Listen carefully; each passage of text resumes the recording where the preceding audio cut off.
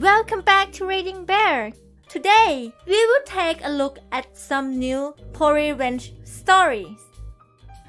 And if you enjoyed my content, please don't forget to subscribe to my channel and post some bear emojis in the comments.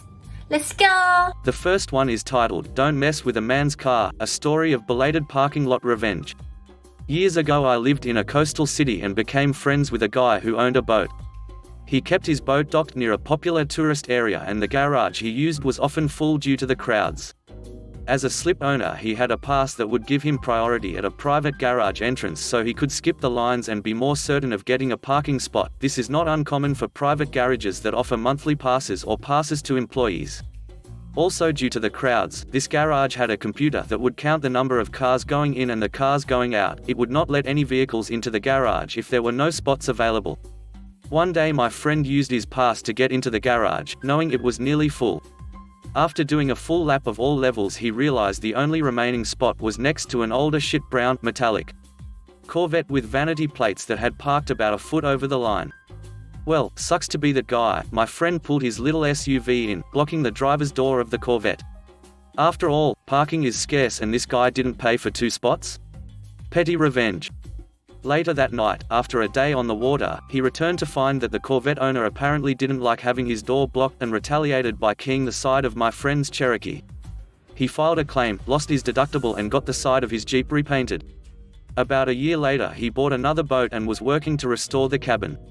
He drove into the garage as he always does and starts looking for a spot, when what does he see? The same shit brown Corvette with the same vanity plate. Well, the heavens were certainly thinking of justice today.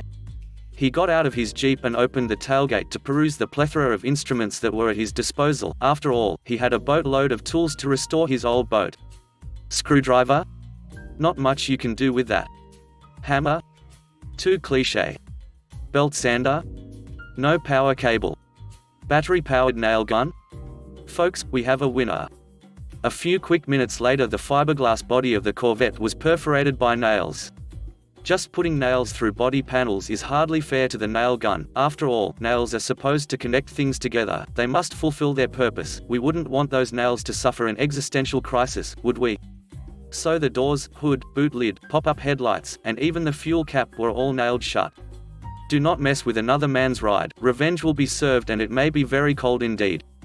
The next one is titled, Give Me a Scathing Performance Review? I'll whip you into shape.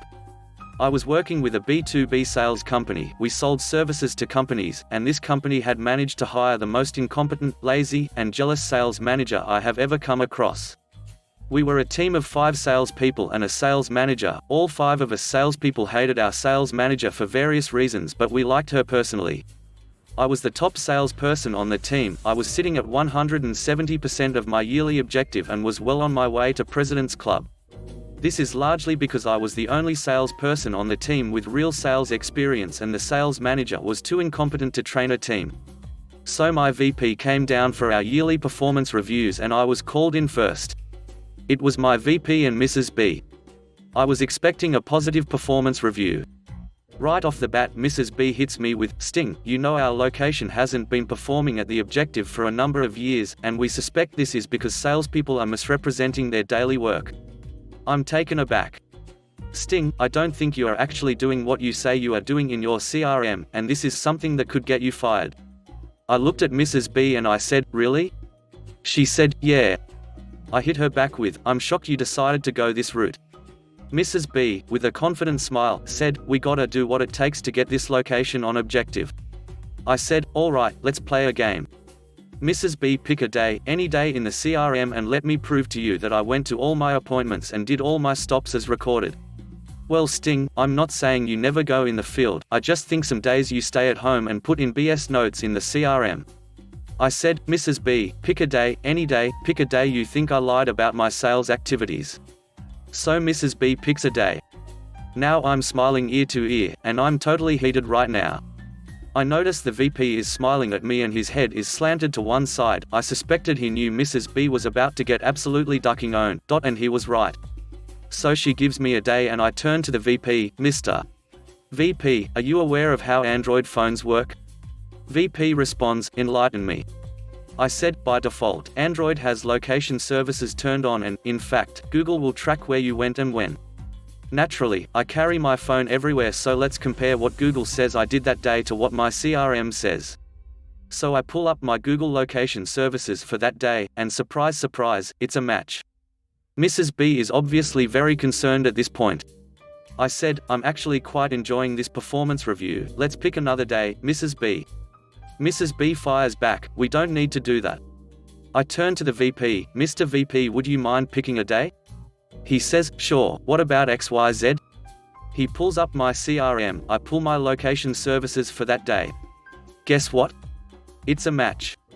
I then get ready to pull out the big guns. Mr. VP, do you remember company XYZ with a contract value of excess of $1 million that we lost recently? Yes, Sting, I remember. Apparently, our competitor won them over a price we can't win them all. Mr. VP, here is an email from their VP basically stating that they've decided not to go with us because we failed to provide 3 samples for them to decide on which product worked best for them. Sting, can you forward that to me? Sure, not a problem, Mr. VP. Forward it over. Mr. VP, while I'm at this, let me forward you over several email chains before this where I clearly asked Mrs. B to order those samples. In fact, in those very same email chains, she confirmed that she had, in fact, ordered the sample. He asked me to forward those emails to him, so I did. Now, Mr. VP, I had our service department look to see if any orders had been placed for those samples. No orders were actually placed. He said, I'm going to look into this. Mrs. B is sweating bullets at this point. My performance review has just turned into her performance review and crap is not going right. Mr. VP, I have one more thing I'd like to bring to your attention. Do you mind if I step outside for a minute so I can show you? He said, sure, I need to have a talk with Mrs. B anyway. Now I need to mention that several years prior to this, a general manager at another location seriously sexually assaulted a woman. The company was sued and lost a lot of money because of this. Since this incident, the company put in a very clear-cut policy: no sexual relations between management and people who work for them. It is immediate termination for the manager. Another sales consultant in the office is named Joe. Joe is a married man with 2 beautiful kids and Mrs. B had the hots for him. She tried to have sex with him multiple times, twice on text. Joe and I had talked about if he should report this transgression. I walked into the sales office and said, Joe, I think it's time we get a new sales manager. You got those texts? He looks at me and goes, is today going to be the day? I said, today is going to be the day. All the sales staff knew what was going on. The mood in the office was lifted. Joe and I begin walking back to the conference room when the location manager, who was not a part of the performance review, saw Joe and I. He asked, what's going on? And Joe said, you're going to need to hire a new sales manager soon. The location manager was confused. He said he's coming into the meeting. We said fine. I knocked on the door. Mr. VP said come on in, so I did. There we stood, Joe, myself, and the location manager. Mrs. B knew exactly what was about to happen. We all took our seats, and I asked the VP, Mr. VP, I just want to clarify a company policy. Sure. Is it true that if a manager tries to engage in a sexual relationship with a direct report, it is immediate termination for that manager? Mr. VP sits up straight, takes a moment and goes, yes, if something like that came to my attention my hands would be tied. I'd have to fire the manager. I said, well, Joe has something he wants to show you. Mrs. B got up and walked out of the conference room. She was about to cry. Her world, her career, had just completely been wrecked, and I don't think she wanted to be around for the end. Joe went on to tell the VP how he's a happily married man with 2 beautiful kids and Mrs. B kept hitting on him. In fact, she had sent him numerous sexual texts, and on 2 occasions openly invited him to have sex with her, once in the office and once at his home, even after he had made it clear he wasn't going to do anything with her. Mr. VP asked to see the texts and Joe provided them. The VP asked him to screenshot those and email those over. Joe said he would. Then the VP said, I'm going to need both of you to go back to the sales office. The location manager and I have some talking to do. We walked back into the sales office. I noticed the sales manager office had looked cleaned out. Apparently, Mrs. B was bawling. She was a wreck and crying, and said she was going home. Joe laughed and said, yay, she won't be coming back. It was about 20 to 25 minutes when the VP came into the sales office and asked me to come to the conference room again, so I did. I sat down and the VP said, "Well, I would like to inform you that Mrs. B has been terminated effective immediately. With this being said, after your performance review, and looking over your numbers, you are our top sales rep in this location and deserve nothing short of stellar remarks on your review, and you'll be getting that." I said, "Thank you, I do have one question." He said, "Sure, anything. How do I apply for the new sales manager job that just opened up?" Mr. VP laughed and said, "You sure do you like to strike while the iron is hot, don't you?" I said I do. He said he would let the location manager know and I'd be able to put in my application. I thanked him and he said, "No, thank you." In my 35 years of being in sales and sales management, that was by far the most interesting performance review I have ever witnessed. I did not end up getting promoted. I ended up quitting shortly after this because they decided to not promote me and instead hired a guy with no sales experience to be our sales manager, and this rubbed me the wrong way. Also, our service department sucked and couldn't deliver what I was selling, and another company offered me more money. The last one is titled, "Pick on Me Because of Our Family's Past." Get 5 years. Before I begin the story, I would like to say that first and foremost, I regret nothing. All throughout my time in school I had always been the shy, awkward, quiet kid. Might have some form of undiagnosed autism, not really sure. Anyway, I have never caused trouble with any teachers whatsoever. As a matter of fact, I was the teacher's pet for quite a few of them. Till I came across Evil Eva, that is. My first run-in with this teacher and the first example of her singling me out was in 5th grade computer class. There was a large group of the other children in the class ahead of me, and by the looks of her, I thought that she was going to be genuinely nice. She had a sweet smile and looked happy to be there. Then she laid eyes on me, and that smile turned into a look of scorn. During this first example of her abuse towards me, I was singled out from everyone else and made fun of because I had never used a computer before. Poor family, and this was going to be a constant theme in her berating me. This was a bit of light teasing, I will admit, but it progressively got worse as the year went on. Getting so bad to the point that if I got out of line even in the slightest little bit for any reason, from not sitting properly to coughing or breathing too loud while she spoke, I would get sent to the detention hall for seemingly no apparent reason. But it gets even worse. It eventually got to the point where she was singling out not only me but everyone I was even remotely associated with, further isolating the already shy, quiet, nervous kid I was.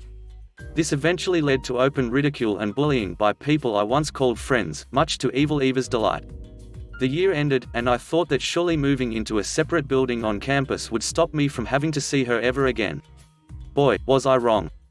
All the way up until I was almost out of high school, she transferred into each progressive grade seemingly just for the purpose of continuing her campaign against me.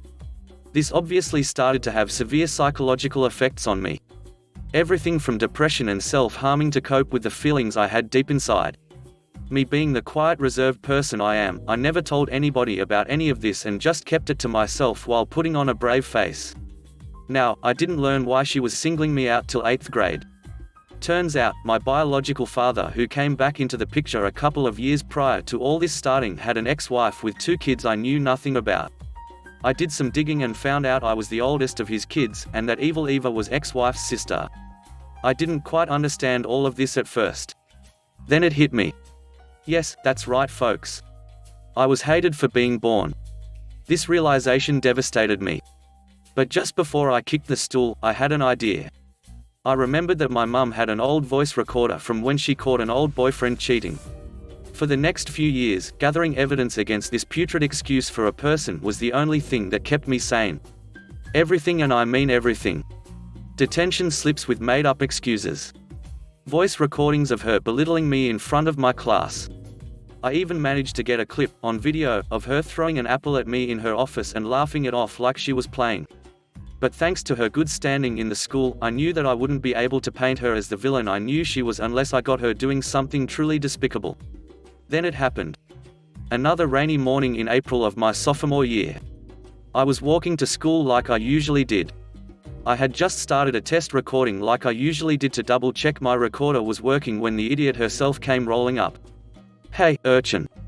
As soon as I heard those words I knew I had her. And I almost failed to keep my elation hidden. "Who the duck? You'd best watch who you're talking to, you little crap. Or I'll give you more to worry about than detention. Why do you do this? What the hell did I ever do to you?" You existed when your mother clearly should have swallowed, that's what. Now get in, I want to make myself look good for picking up the homeless boy in the rain. We exchanged a few more stabs at each other, and as soon as I reached for the door handle, she sped off, leaving me alone with my prized piece of evidence. I stopped at the recording as soon as she was out of sight and began laughing madly to myself all the way to the school building. I was still chuckling all day long that day. Even during her usual tongue lashing, which upset her all the more. Didn't matter, I had exactly what I needed. And the next day I showed up to school a full 2 hours early, to make sure that I could meet the woman who was going to be my savior before her day got busy. School Superintendent Mrs. Carster. With me, I had brought my binders of detention slips, notebooks detailing times and places where I was when the abuse would happen inside and outside of school, 3 flash drives worth of voice recordings and of the voice recorder itself with "Your mother should have swallowed" queued up and ready to play. When Mrs. Carster arrived, I immediately broke down into rage-filled tears. It was at least 30 minutes before I was finally able to calm down enough to explain everything. At first, she didn't believe me, until I played the voice recording for her. By far the sweetest part of this entire ordeal was watching the look of doubt on her face change to one of anger. Police were brought up to the school to take my statement and gather the evidence. I was sent home for the rest of the day, and Mrs. Carster assured me that I wouldn't have any makeup work to take care of when I got back the next day. It was over. That sorry excuse for a human being got 5 years and lost her teacher's license for good. I transferred to another school out of state and haven't looked back since. I'm 27 now. Healthy-ish. After a whole lot of self-healing and soul-searching, I managed to find a way to turn my negative experience into something that strengthens me. I have found a faith that suits me and what I already believed. I even managed to land a girlfriend of 2 years who I intend to wife soon.